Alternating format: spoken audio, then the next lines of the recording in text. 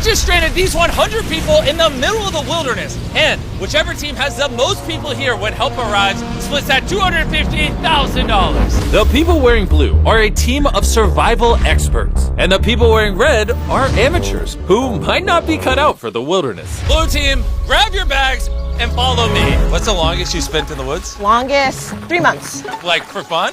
Yeah. Oh my gosh. How many of you have been camping before? How many of you could survive a month out here? Oh my gosh, they're cooked over there. I knew the blue team would have an advantage. So before we started, I told the red team the challenge and even brought them to a store to get anything they needed to help them survive. Okay, show me what you got. I have rope, I have this tarp here on the floor. Whoa, did you buy a giant 24-pack of water? Absolutely. I just went ahead and went straight for the lighter. Smart, okay. Well, the blue team was told that they were competing in a Mr. Beast video. I didn't know what to pack for, so I packed for any climate. I thought you were gonna fly us to Alaska. For shelters, we're gonna be building simple debris shelters. You just have to have a good layer of insulation. I've been practicing these skills for about a decade, but I'll need a team of 10 people to start gathering. You guys are gonna build, it'll be better for morale. We ended up with a kid's tent. Luckily, I'm only like 5'5". With all the perks your team has, you think you'll beat the blue team? Yeah, Even though they're professionals? we don't care. We're professionals in our own way. Yeah. Yeah.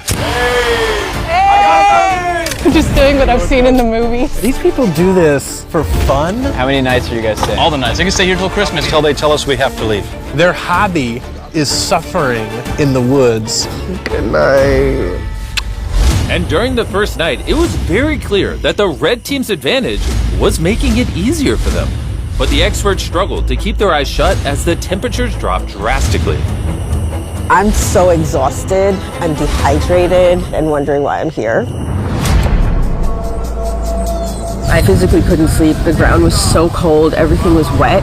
And the only way out of this challenge is to light your flare and wait to be rescued. We just had our first person tap out. One down. 49 to go. But that wasn't the only one. Sorry, guys.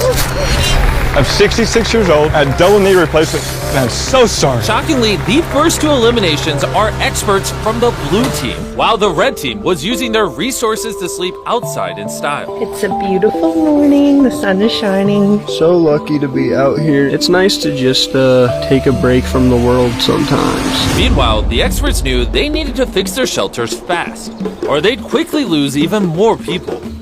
These shelters were never meant to be just a pile of sticks and that's it. You want to pile on leaves about a foot thick. It's going to take some work from everybody. The leaves, when we start getting rain, it keeps you dry. Oh, all three of you sleep over there? Oh yeah. Bro, their fort is massive. Do you think this will hold up well in the rain? It's only one way to find out. We're gonna make our shelter, and then that way we're not gonna be sleeping under the rain. So we're making a roof. We just need to keep the food safe and dry. You built this? Yeah. We gotta take pointers next time we do a survival Yeah, I video. know. You can just give me a call. We might need to. And while the experts were using the most of their limited resources, the amateurs were burning through their advantage quickly. This is all you've done? Just promise me none of you are gonna die. We promise.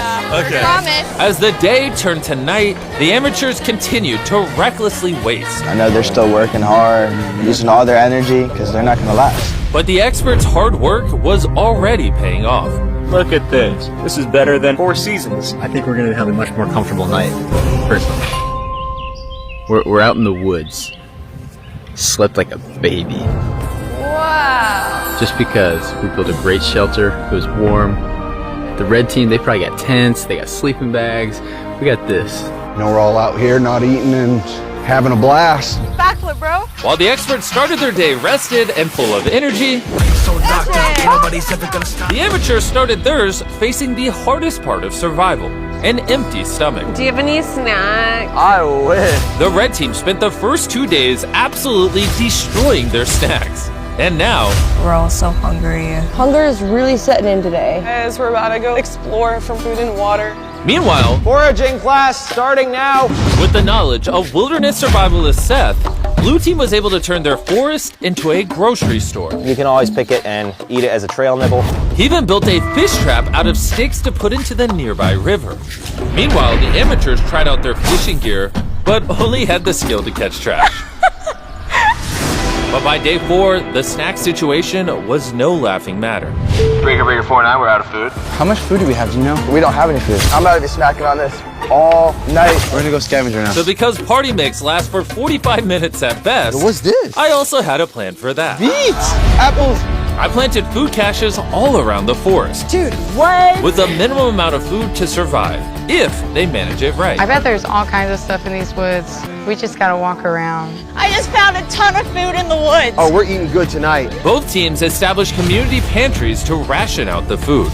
So I think we're going to be all right for a little while, as long as we work together as a team. I think that's important, that nobody starts like turning on anybody. Dude. But over at the blue team, Julia had a different plan. I don't want them to have control of it. They're gonna go crazy on the food, and there's not gonna be anything left for us that are willing to starve for a week, and the people that aren't willing to. Using the food from the caches, the experts cooked up a large dinner. We're making dinner?